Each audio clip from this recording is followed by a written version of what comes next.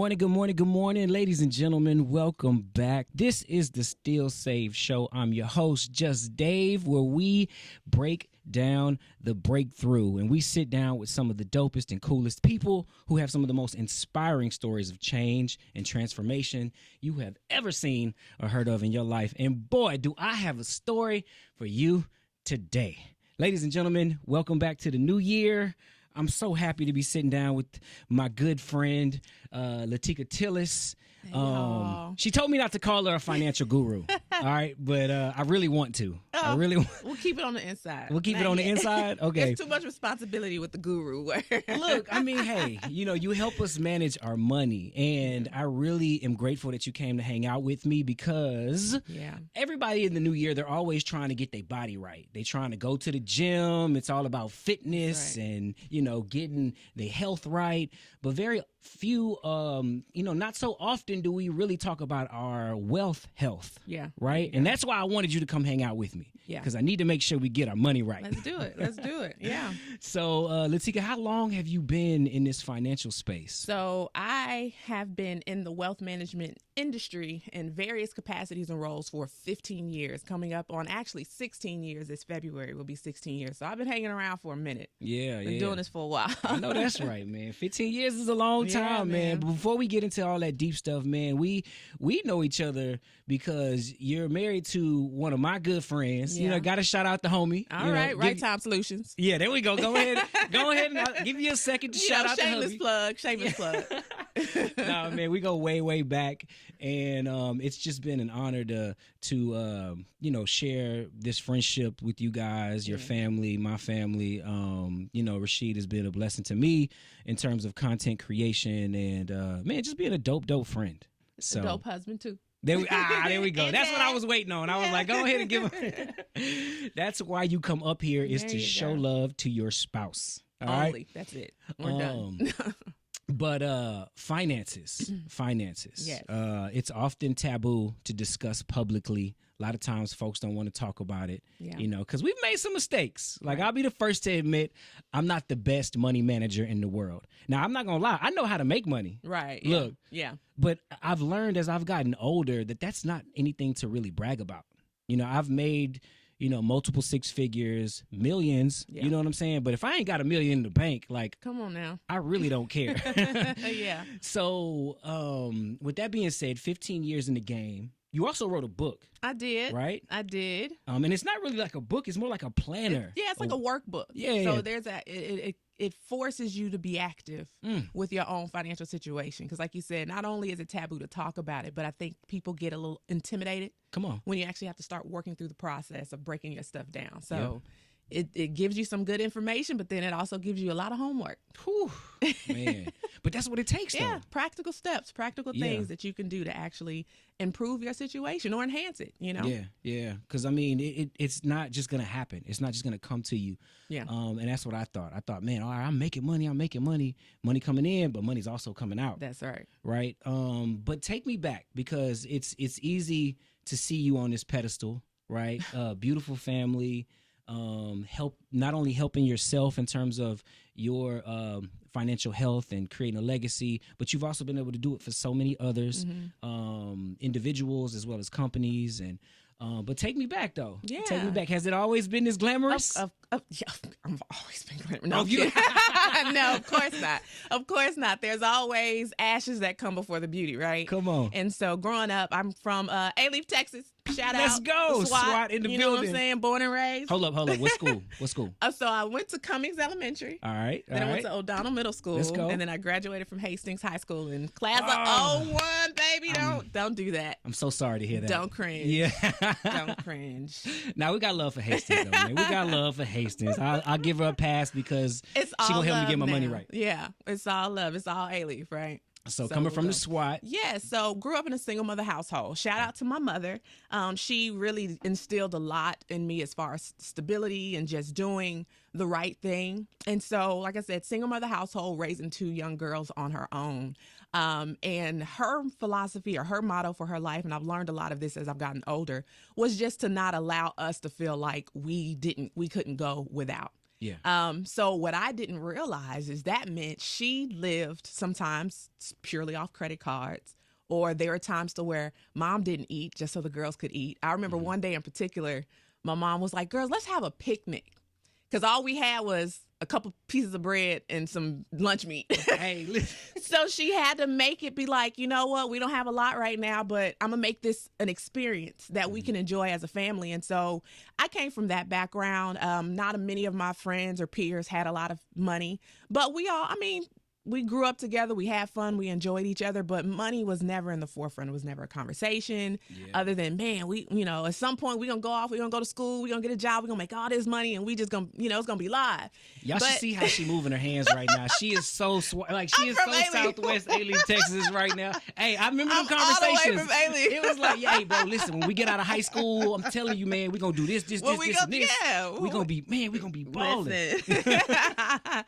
Right. And so, so when I get out of school, go to college, do the whole nine, and that's another thing about college. So I graduated with over $80,000 of student loan debt because I went to Baylor. Really good education. So I went from a Hastings Bear to a Baylor Bear. I'm just stuck on the Bears, and so going through that process again, not having any experience in understanding loans and debt and any of that situation. Look, I come out day one from school, young woman, riddled with 70, 80 grand thinking, oh, yeah, you know what? It's no big deal because I got a degree. I'm going to make 100 grand out the gate. Come on. What did you study again? So I had a degree in sociology. Okay. And you thought you was going to make 100 grand on a sociology degree. That's where, I know, that's where you see the gap in reality when it comes to financial things. Because finances to me is not just money. Come on. Everything feeds into the other. How you work, your career, what you do for a living, all of that feeds into it, and it's their building blocks. And so you have to integrate all these different parts of your life to understand how they affect your money going forward. And so I didn't have the conversation about what careers will yield certain things. I hear, do what you're passionate about. Do it. And I'm like, no. Let's kind of rethink that a little bit. And so coming out of school thinking I'm going to make 100 grand, guess what? I made 30K. That's a big difference. Massive gap, right? And so I'm in so I've worked a few other places prior to coming into the financial industry. So I made 30K starting out as an assistant in a financial planning firm, thinking this is just going to be a pit stop. I'm just going to be here because I'm going to try and go get my master's to be a counselor and all this stuff. But then I'm sitting there and I'm like, but man, I got 80 grand in student loans. And then I got to go get my master's. That's probably going to be another 56. So I'm like going through this battle, like, well, do I do? And I almost did it. I started to, but then there was something in me to where I was like, as great as I'm sure that would have been, I didn't do the research on how much a counselor actually gets made, do all that. I was living out this dream or this passion, which is fine, but you still got to finance your dreams. You still got to finance your passions. Like, where's this money coming from? That's right. And now I'm like, thank God my mom let me stay at home, so I didn't have a lot of overhead. I still had bills and other things, but I didn't have to worry about rent and all of that. But it took me a while to figure out how this actually works. Yeah. And I didn't find out until maybe a couple of years after I was in the financial planning industry. And then I decided, you know what, I can see where I can make a career out of this. Because the information I was learning, I saw was extremely valuable. I didn't know right away. It was back in 2007. I didn't know right away exactly how this was going to work out and play out in my life. I was like, but I was literally working with people. We had a client come in one day and wrote us a $43 million check. And I'm like, I didn't know you could write a check that big. I'm like, what? This is a completely different world. So we go from a household and a friend group, a social group, to where we didn't talk about money to where literally I'm immersed in it every single day. And I'm learning all of the things that every family should learn on the base level about planning for retirement, understanding how your expenses and your income work together, and how then you you make all these things work to your advantage, and using life insurance and all of that and putting that stuff in place. And I'm like, this stuff is gold. And so I go on for years. And like I said, as I'm learning more, I get all my licenses. I'm, a licensed insurance broker, a licensed stockbroker. So I'm loaded. I got all this stuff going on. And I'm thinking like, okay, how do I turn this around? So now, of course, I'm starting to tell people that I know personally, these are some of the things you should consider. Have you thought about this? Have you considered that? But When you were doing that, what Yeah. type of responses were you getting? I was just about to get to that. The craziest part to me was it was like, oh yeah, I hear you, but we'll talk about it later. There was never, Because I still got to pay this light bill. right. I still gotta, we might need to go hit this show on the weekend or you know what I'm saying? whatever the expenses And are. the thing is, it's not even necessarily a matter, and that's what people think about when you think about finances. A lot of times, people's minds goes to what I'm losing instead of what I'm gaining. And so sometimes you have to take a few steps back, reassess your situation, then say, okay, maybe I took a few wrong steps this way. Let me just step back and realign and go the other direction. And that's okay. Yeah. And that's okay. And so a lot of it was me just kind of being, I have a new message. I got to spread it, right? Like the gospel. I got a new message. Everybody needs to know, right? Like telling everybody. And you think everybody wants to hear it, but everybody don't want to hear it. Wow. And so like I was telling you earlier, if people want to know how to make a lot of money, Yeah. if you can't just tell them how to make the money, they usually don't want to hear about how to manage it. Yeah. You know what I'm saying? And so I'm like, stability for me is huge. Come on. I have 3 girls. We have a family. We have a life. I'm not going to say I can't afford to make certain risks because I can. Calculated risk. Come on. But for me, stability is important. Financial stability is important. And that looks different for everybody based on your situation, right? Right. So you have to understand that. But stability is not the most exciting thing in the world, right? People want the latest, greatest, the sexiest, the this, that, So stability is boring. Until it all comes crumbling down. That's right. Stability ain't gonna make me $100,000 in a month. Now, has it always been? Have you always desired and craved this need for stability? I would say, yeah, I think everybody does, right? But you don't think about it in terms of your financial life, or I didn't think about it in terms of my financial life until a little bit later, until I started working and making money and started having to pay bills, right? You don't understand that when you're living on somebody else. I was a freeloader, mama. Thank you, mama. Thank you, mama. You don't really tap into it, and then you don't embrace what that looks like for you. You know what I mean? And so, and I'm not saying stability in the terms of you can't enjoy your life. Yeah. It's balance. Balance is in everything, but it's just like knowing that you make certain decisions that you may not have to want to make for a short period of time. We live our lives in seasons. Come on. You have to understand where you are in a particular season in your life and learn to be content in that season where God has you, so that you can learn the lesson you need to know to then propel to the next season. Right? Yeah. And so that stability and that season, they come together. I want a stability in my mental. I want a stability in my spiritual life. I want a stability in all these other tangible areas. And then you look and you're like, I think everybody wants a measure of financial stability because that's what keeps the lights on. That's what keeps the roof over the head. That's what keeps us all fed. But what happens for people beyond that, right? And like I said, it looks different for somebody else. If you're a millionaire, your stability looks different than someone who makes $50,000 a year. But you have to understand that just be there. Just be there in that moment, knowing that something more is to come, but be okay with that and learn that lesson. Then you can move on and you can matriculate through the different levels of stability. She pulled out the matriculate. You know what I'm saying? Look, I'm still paying for that Baylor College degree. I'm going to use some of these college SAT words in a minute. No. Seriously though, but it's interesting how we all need a budget.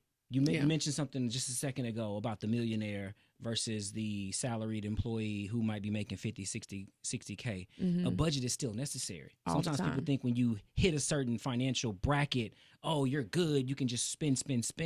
Yeah. But oftentimes folks who have tons and tons of money, if they don't have the proper budget, they could be just as stressed as somebody who's 60K. That's right. Right? That's exactly right. So the ability to tell me this, how important has it been for you planning to get to where you are now?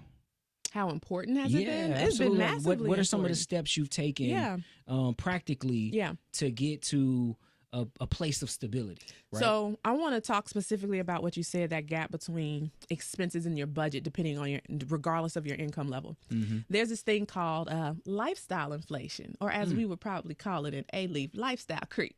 Come on. Yes. Lifestyle creep.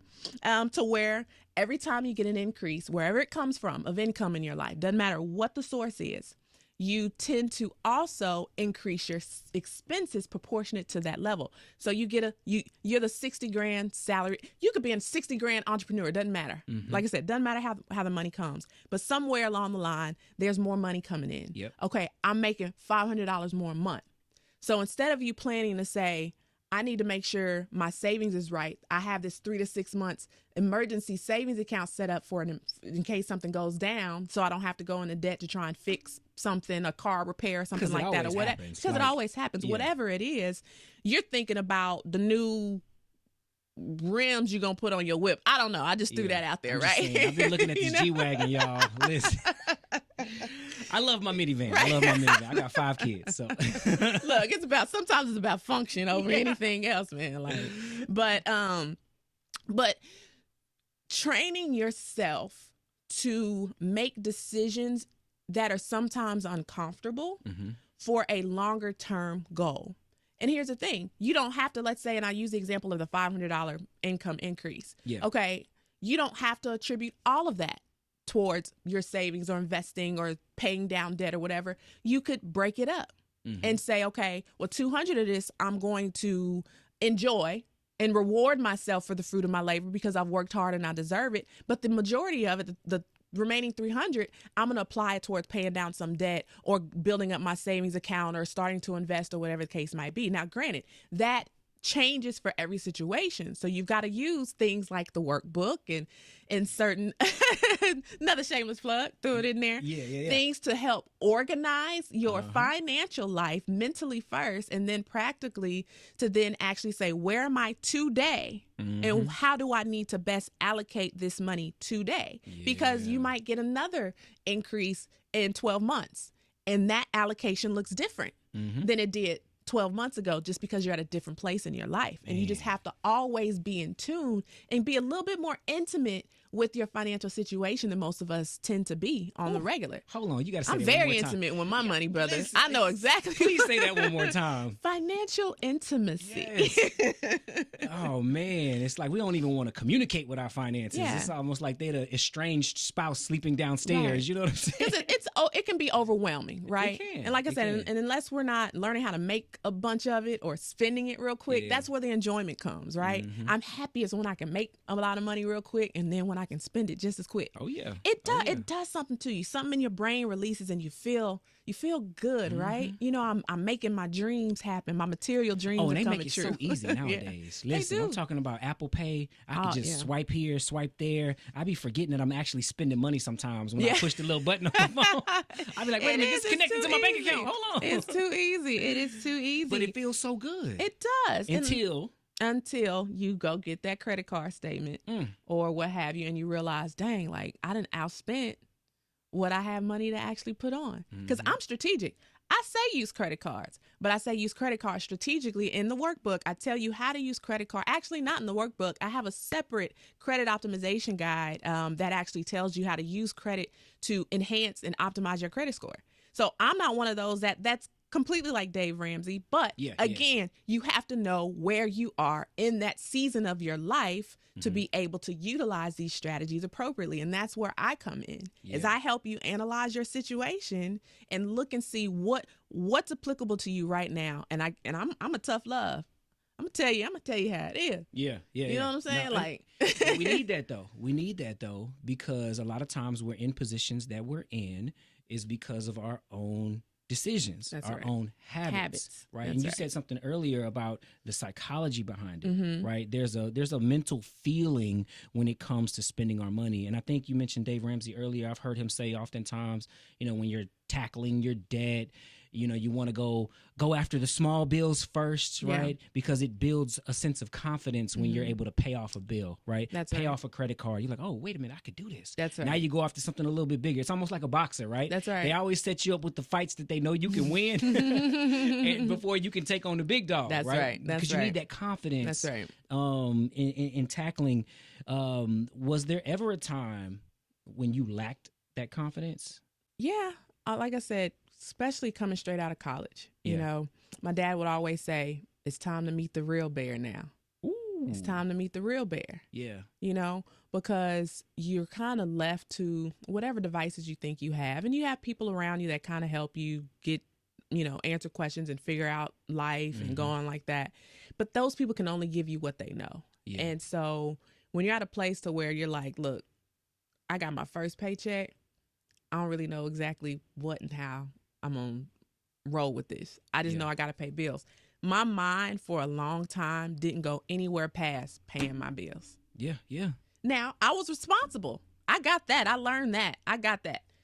Pay my bills. So my credit score has never been an issue. Okay. Because I've always had. Come on, auto pay. The thing. You know what I'm saying? Look, I have a horrible memory.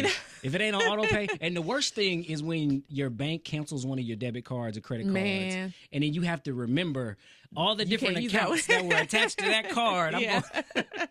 Anyway, keep going. But no, it's for real. But for me, like I said, I never had a problem in that part of life as far as paying my obligations, because my mom instilled that in me deeply. Is you might be in debt, you might have this, but pay your bills. Yeah, that's integrity. Yeah. Your word is bond. That's right. We be looking at our debtors and our creditors as if they're just some far off institution, but treat it just like you would treat a person. That's right. You shake somebody's hand and say, "Hey, I got you." Yeah. Right? It's the same thing. But the thing about those people is integrity, but they gonna ding you in the long run. Yeah. You screw them over, they say, don't worry about it. I'm just gonna mash this button right here. And the whole rest of your life and the trajectory of your life is gonna be messed up. For example, if you don't mind me throwing this in there, and I just wanna have an example for a lot of the things I say.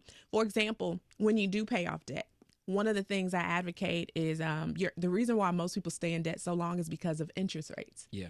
And so a lot of times you're paying interest and you can never chip away at the principal. So especially with credit card interest rates are usually in the double digits. So when that happens, you're just cycling and you're just paying a credit card company interest. That's it. That's why most people don't pay off their debt. And so what I say from that standpoint is, you don't pay your bills, your credit suffers. Now, when you have to employ a strategy to help get your interest rates lowered and negotiate certain financing terms, you out the box. So how do we use, in an integrative way, all of these financial tools and concepts together to know that they all work together? Yeah. And they all feed into the other.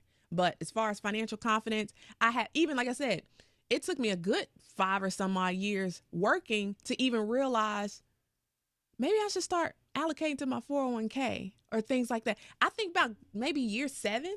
I was finally but what it was, I had a fear because of that financial stability and some of that.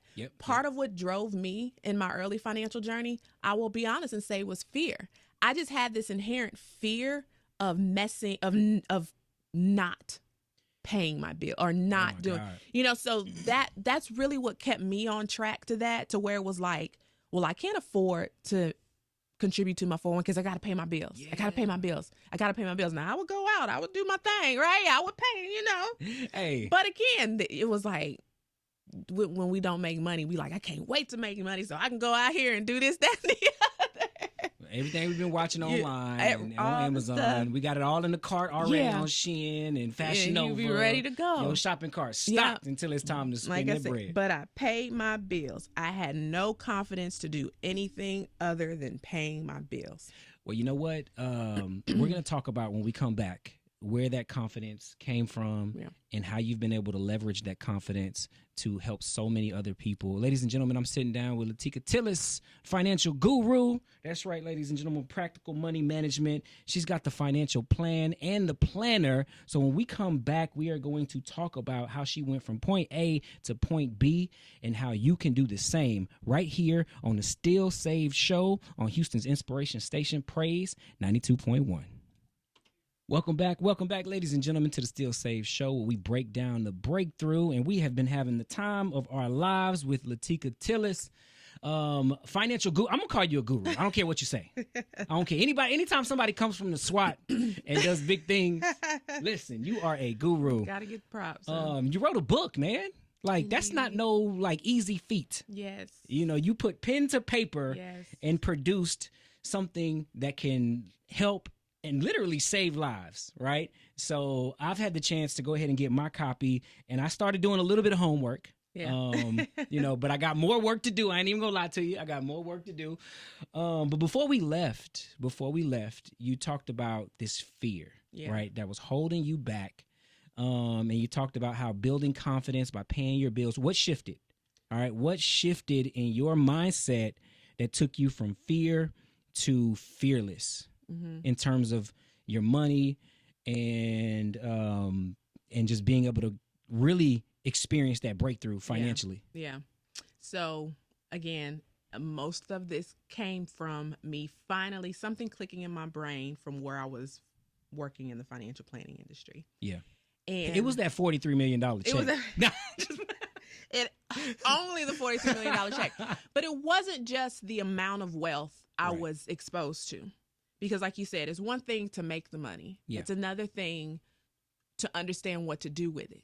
Mm-hmm. And so wealthy people train themselves throughout their lives and their children. At some point, they are going to have a financial advisor. They are going. It's just part of their life. It's just part of the lifestyle, right? Almost like having a personal trainer or that's right. You know, a coach, a teacher, that's a right. pastor. That's right. You know, a mentor, counselor, therapist. I can keep going on. All of that. Mm-hmm. Right. You know, now when you hit a certain net worth, the laws change for you. Things change for you. And then it does really benefit you to hire a team of people that can keep their finger on the pulse of what's going on legislatively and all that stuff to know exactly what we need to put in place. Because we do some really complex planning for these families.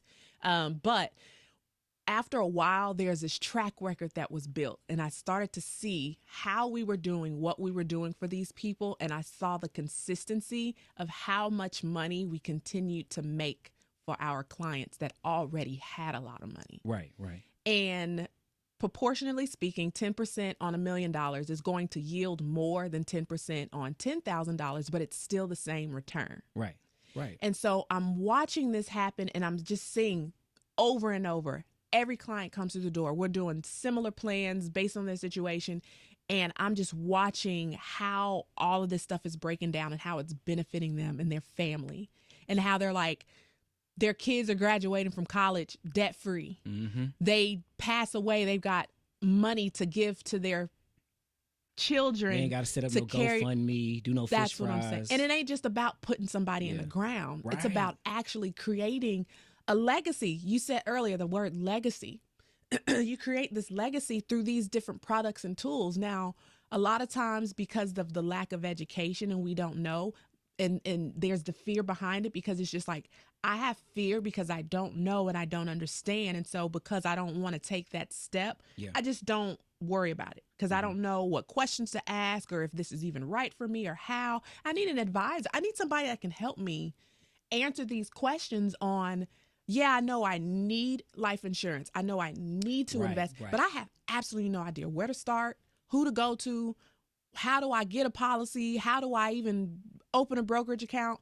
I have no idea. And so most people, like I said, you don't even know where to even go to even be serviced. Now, if you got millions of dollars, you don't have to go into anybody. They're coming to you.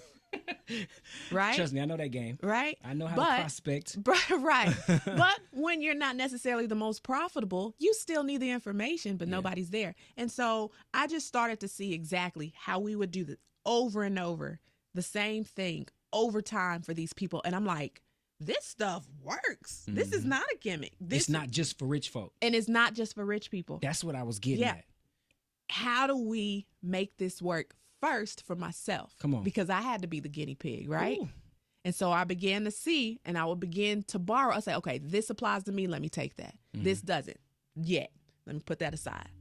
Let me take, okay. And so I just began to take pieces and just apply them to my life. And then I would go down the office. Hey, Mr. Boss Man, this is what I want to do for my family. Can you give me some information on how to best do it? Yeah, sure, we do. And then we just get it done. Yeah. And so once the question marks started to turn into periods, then the period started to turn into exclamation marks. Yes. Because I was seeing I was seeing some wins. I was watching my portfolio grow. I was seeing the life insurance premiums come in. And even though I know life insurance pays out at death, that stability feature knows that if something were to happen to me or my husband, because at some point, one thing that's guaranteed, we're all going to die. We don't know when, but we are going to die. Yep. But when that happens, I know we're taken care of. So I value that. I value that. I don't 100%. Have the money in my hand today, but it's something I'm willing to do. So all right, it's not just for rich folk, right? A lot of folks that listen to this show who rock with me, we are not the most richest people in the world, right? I'm going to be the first to admit that. I've made a lot of money, but I don't consider myself rich, okay? So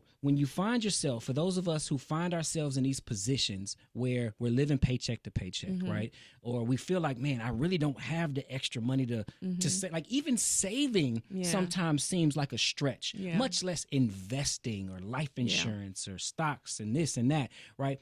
Where do folks like us start to get out of this rat race that we're trapped in? Yeah. Now, here's the painful thing about this. The painful reality is none of this happens overnight, right? Dang. So even if you find that so you mean hold on. You mean to tell me them little get rich Instagram ads that be popping up? I can make $7 million in 3 days. Hey, you can try it and let me know if you do. Let me know. Ain't none of them work, man. You know, it's all sales, but like I was saying, none of this happens overnight, and that might feel painful because you know I have more month than money, as they would say, you know, and it's not that this unless you hit a lick somewhere and not an illegal lick. But a legal lick. Yeah. Unless you come up on a lick real quick. Welcome to the squad. Right. Unless you come up on one of those real quick, you're going to persist in this way for some time. So but hold on. Even that, okay. Though, even that. Let's just say, for example, somebody's in that right because I done came up on several legal licks, by the way. Right. Where large sums of money due to hard work or what have you. But if you don't have the systems and plans that I'm sure you're getting ready to share, that lick or that lottery or that large sum of money can, because I've seen it in my own family, life insurance policies from the loss of a loved one, large sums of money. Next year, it's like, oh, well, where all this money go? Right? Yeah. So I just wanted to throw that out there too. Yeah. This might sound cliche, but it starts with what's between your ears, your mind. Come on. Your brain, your mindset. Everything starts with your mindset. And I know we hear that all the time, and even with your physical health and everything else, but with your financial health, that's huge. That is huge because, and I think I said it on Instagram, to where when you're managing your money, it's 80% of what you think about it and 20% of what you actually do with it, because what you do with it is influenced by how you think about it, how you feel about it. So when we're talking about the more month than money and what you do there, you have to start understanding what it is you have access to within yourself to be able to then, I hate to say the word monetize because it feels salesy, but to then improve your situation. Okay. Because you can come up on little things like I used to do on my Instagram page, and I hadn't done it in a while, called my Mo Money Mondays, right? And it would give like little stuff on how to negotiate for raises. Every now and then when I have free time, I'll take like surveys.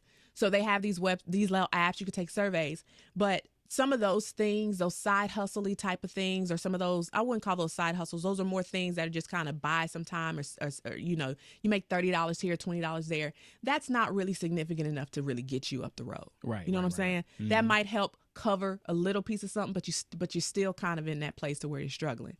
So you have to come within yourself and say, what is it that I have to advocate for myself to increase my ability to produce income?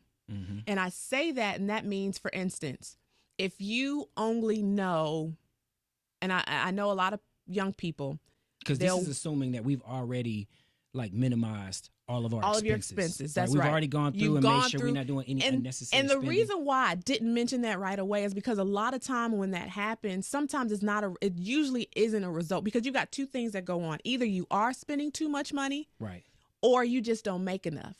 And in this environment, most people don't make enough, especially with the high inflation we're dealing with and all of that. If you're that one specific person asking that question, I've learned to see that these people are literally just taking care of the very bare Survival basics. mode. They're surviving. You know what I'm saying? Mm-hmm. You go get an apartment somewhere, you paying $1,600, $1,700, $1,800. That's most people's paycheck. Yeah. A whole Completely. 2 weeks right there. You know what I'm saying? So if you're in that vein, then you can't reduce much more. Yeah. So the only option is to increase somewhere. And so, like I said, you can take the surveys, you can do that. If you work a traditional 9-to-5 job, your step is to then figure out how to make yourself more position yourself to be able to get raises and negotiate for raises. So if you're in that environment, then you need to come up with a plan to be able to justify to your employer why you need a raise and work towards that. Yeah. Yeah. And so that sometimes that's going to make a lasting change versus just taking a $30 survey here and there or going, cashing in some cans or something like that. Yeah. So I want to focus on high level income producing activities that start with your skill set. If that means you need to go to Coursera or Udemy or these educational apps to where you can get free information to learn how to become a project manager, you might need to start there. And even if it's not free, it might be on sale for $15. Get yourself some skills. Learn other things to where you can move forward. You might start out as a receptionist somewhere. You need to get plugged into that corporation or that company to figure out what other opportunities are available to me that I can take advantage of, and who do I need to network and connect with at this place of employment to get me to that next step. When they say your network does determine in most instances your net worth. Yeah. Because if you don't connect with the right people, so that's another thing, you need to start meeting people, talking to people. Some people have gotten the best opportunities, whether it's an entrepreneurial opportunity or a job opportunity, by meeting people and connecting with people. These are off-site interviews that you're having with people. Yeah. And so you need to start making, not only just increasing your skill set, but start meeting people, start having the right conversations with the right people and offering your services. Can I tell a quick story if we have time? Of course. I'm going to use my husband as an example. Come on, Rasheed. He waited tables. So my husband has got in trouble with the law. If y'all ever know him and know his testimony, it's a powerful testimony. But the only job he could get, because he had a record, was waiting tables at Papa Seafood. And we were dating at the time. So it was tough. I was like And yeah, I know you weren't trying to go to Papa Seafood to eat every night. He's in the building right now, so he can hear me. He served. He would always say he learned that menu backward and forward. He had the heart of a servant, and he said he treated those customers just like he would want to be treated, the golden rule, right? And he would go in there and he would grind and he would do his best, and he would be the best doggone waiter he could be, because number one, he knew he had to work for tips. Come on. And number two, you never knew what opportunity could arise from it. So guess what? He's waiting tables, doing all this. There's a gentleman that he used to serve often that offered him a job. And we were just about to get married. And I'm like, Lord, I don't know what we're going to do off $2.35 an hour. And I'm still making like $32 grand a year. Like, I don't know how this is going to work. But God blessed him because of his servant's heart, and he increased his skill set by learning the menu, learning customer service, learning these things from Papa Seafood. He didn't say, "Oh man, I'm waiting tables, man." Yeah. He appreciated. You also learn sales there, because you got to upsell usually at the end of the night. After they're done eating, hey, you want some dessert with that? Hey, look, there's so many different skill sets you can learn. He embraced that environment. And he learned those skills, and eventually a door was open for him to then start his career in the nonprofit industry. And it's been up ever since. And so there are a lot of young people I know that, to them, they don't think in the terms of career or even a career via entrepreneurship, whatever you want to put it out there.